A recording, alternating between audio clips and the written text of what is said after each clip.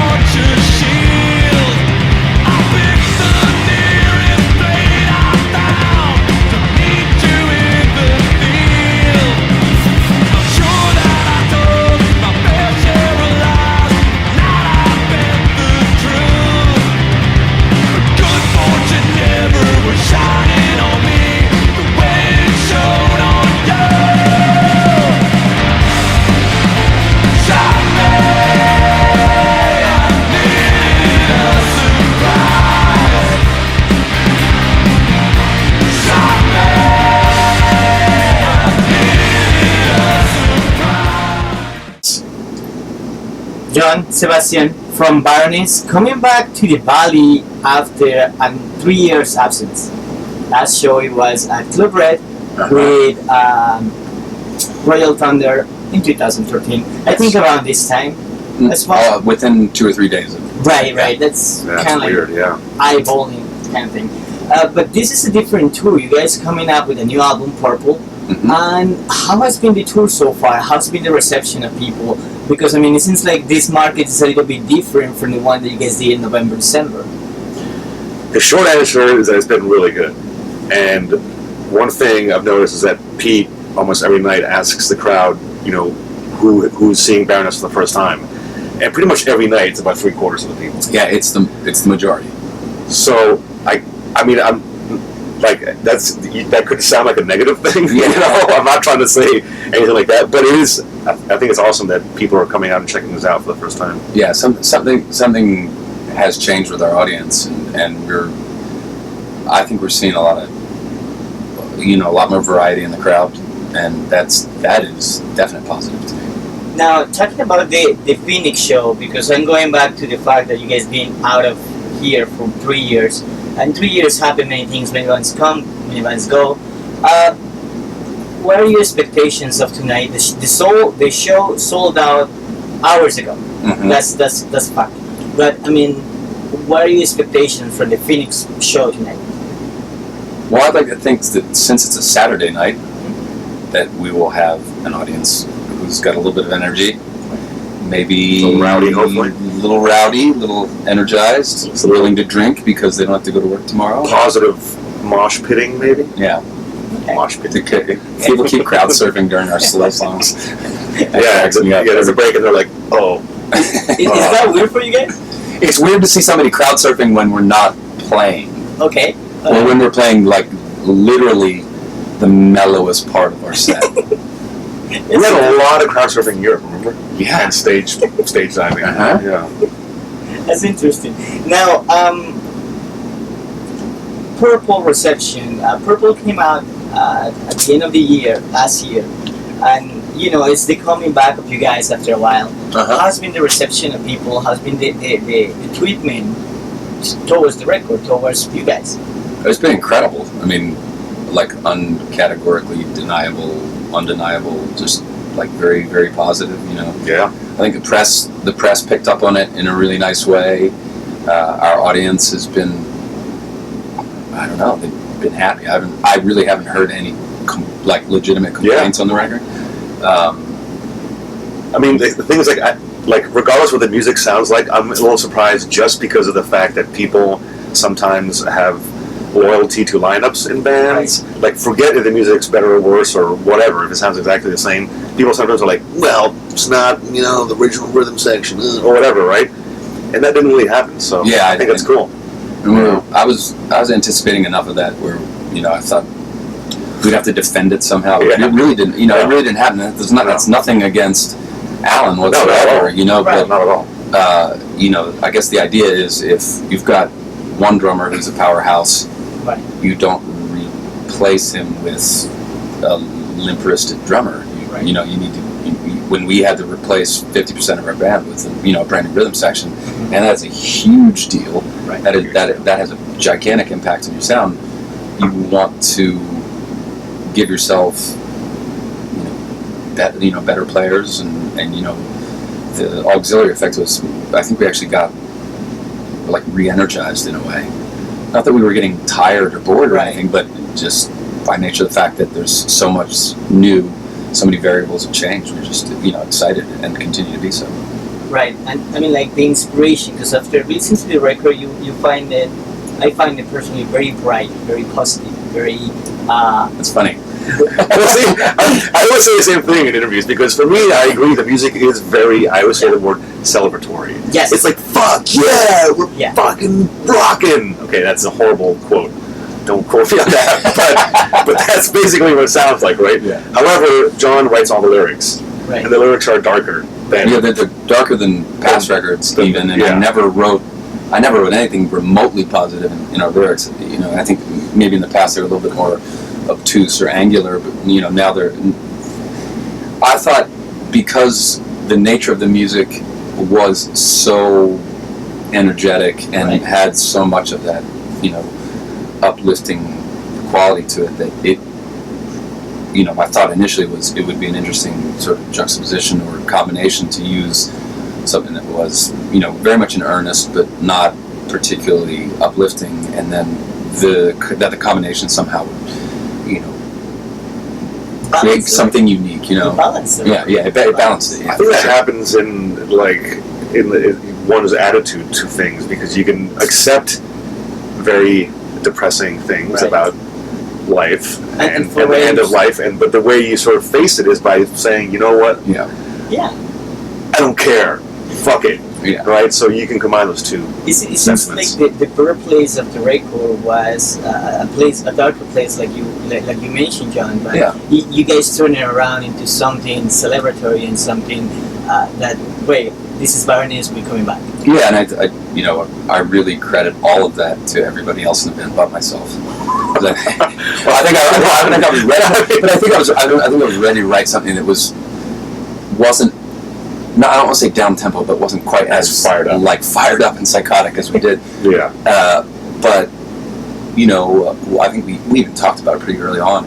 It was like, let's just for a variety of reasons, let's just cut to the chase. Make the songs more condensed, more focused, more direct, and try to do in 4 minutes now what could have taken us 6 or 7 minutes in the past. And I think as far as you and Nick were concerned, you really just didn't want to come out with a record that sounded really different and kind of like down tempo or anything like that, and just be like, oh look, they did that. I was excited to play in a band that's heavier than other bands I've played with. So I was like, this is going to be a great opportunity for me to do some fills. Yeah, I'm kidding. I'm just making. Yeah, Trans Am has no fills. No, that's true. Okay, fine. But the point is that Nick and I were very excited to work on it. So I think that you can sort of hear that. Yeah. It pretty much shows that in the record.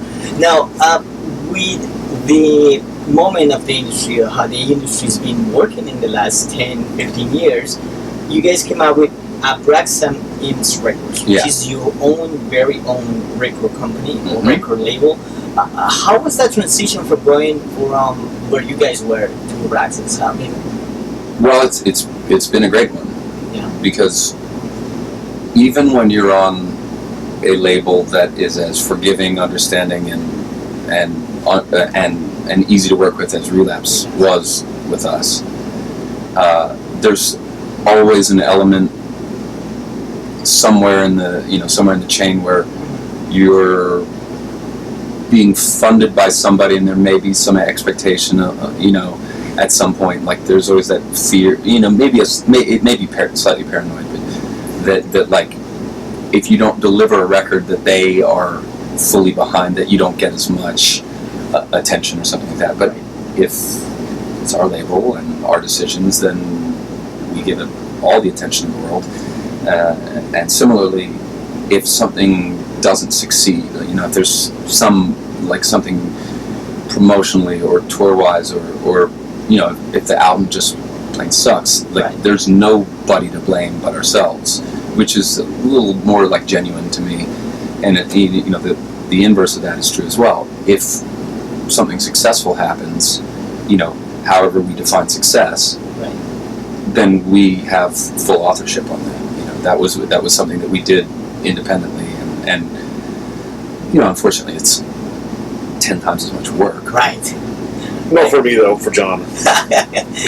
Now, Braxton Eames is a very own Baroness product, or it's just gonna be something that other bands can join? No, it's for releasing Baroness records. Yeah, it's a place where we can, truly be an independent band on an independent label that is in control of everything. Right. Who better to represent ourselves than ourselves?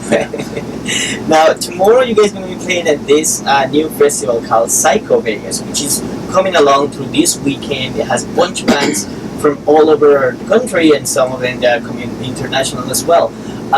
It seems like a place that will really fit Baroness. How excited, or what are you guys' thoughts about that festival?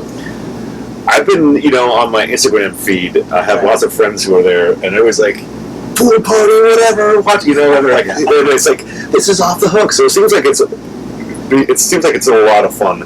I just hope that not everybody's totally hungover by the time we play. I mean, they are because it's been going on for like 4 days. We're pulling cleanup crew. Okay. So I think it would be presumptuous to think that everybody's going to have full energy, but prove me wrong. Yeah. All right. But it should be fun, and honestly, like this is in the middle of a tour for us, whereas for a lot, majority of the bands, it's a fly-in, one-off. So this is, in some ways, it is just the next show for us, followed by another show. Okay. So I'm not like overloading the importance of this, versus tonight or the night after that. I mean, in a sense, a club show is more important. Yeah, we get to play show. all the songs that we want to play. We're in control of the environment, And the crowd is there to see Baroness. Yeah. It's not like people were like, oh, what's this Baroness band I might have heard about? yeah. All right. Now, I was a couple hours ago to the one thing that was new to me, which is the pop-up exhibition idea that John has from your art and all the stuff.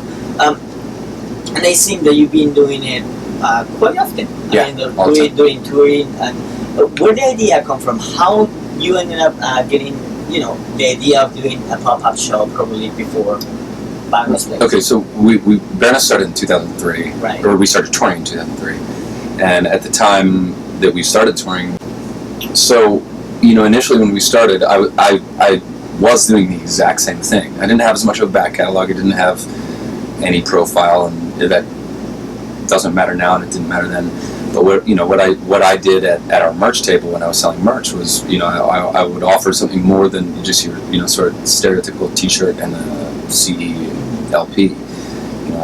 I was doing silk screen prints back then, and part of the allure of doing that, and part of the philosophy of the band at the time, and still, is that we at all points in time recognize that it truly is the audience that allows us to do what we do, because we're not firmly entrenched in any one genre where we can sort of get by just by being, like a thrash metal band or a hip hop band or something, something that's very easy to categorize. We're slightly different than that. So I think one focus of the band's always been on, creating as much of a personal dialogue between us and our audience as possible. And over time, obviously the band grows just by virtue of the fact that we've been around longer, and there becomes a divide. The stages get higher, then there's barriers, and then, it would be ridiculous if I tried to be the merch man tonight. It would just, I couldn't do it. And so I felt that something, that was really important to our early touring regimen, was sort of fading. And I happened to be in a somewhat unique position, as a visual artist and as a musician. So we sort of loosely came up with the idea, our tour manager and I, that we could hold these events at local businesses that we liked, that we would visit otherwise, potentially bring them new customers. If it's in an art-based space, we're bringing sort of music-based people in, and if it's a music-based space, we're bringing just kind of like blending those worlds together. And for me, it's sort of, and for the band, I think it eliminates the need to do these really sort of awkward meet and greet things that a lot of times, right. At this level, you're asked to do. When I go to these things, like I'm there to talk to people, to sign records. No obligation to buy anything. We sit there and chat, and it's not a formal meet and greet, so it's not awkward. There's plenty of stuff on the table to talk about, to purchase, to people who go up and bring records, buy them, get them signed, take pictures, whatever, really whatever. Right. From anything from purchasing prints to just having a 5-minute conversation. And what that does is that relieves a little burden for us at the end of the night to engage with however many people there are that want to hang out after the show, and everybody's wasted and we're exhausted, and literally. So I can still have those conversations. Earlier in the day, there seem to be a little bit more substantive. There's a good community thing happening. Where there's local businesses, then there's the people who attend, and then there's one or more of us show up at the event, and it's I don't know. People seem surprised by that, but it doesn't seem unnatural to me at all. Right.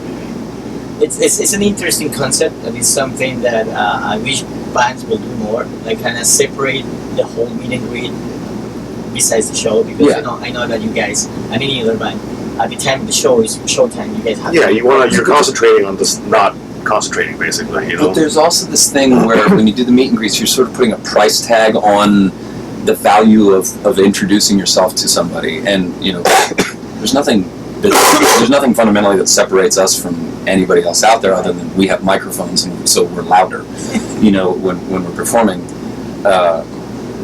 and I think any effort that we can make to dissolve the myth that we're elevated is a good opportunity, and there's literally no price of admittance. You don't have to win tickets, you don't have to buy into it, you just show up.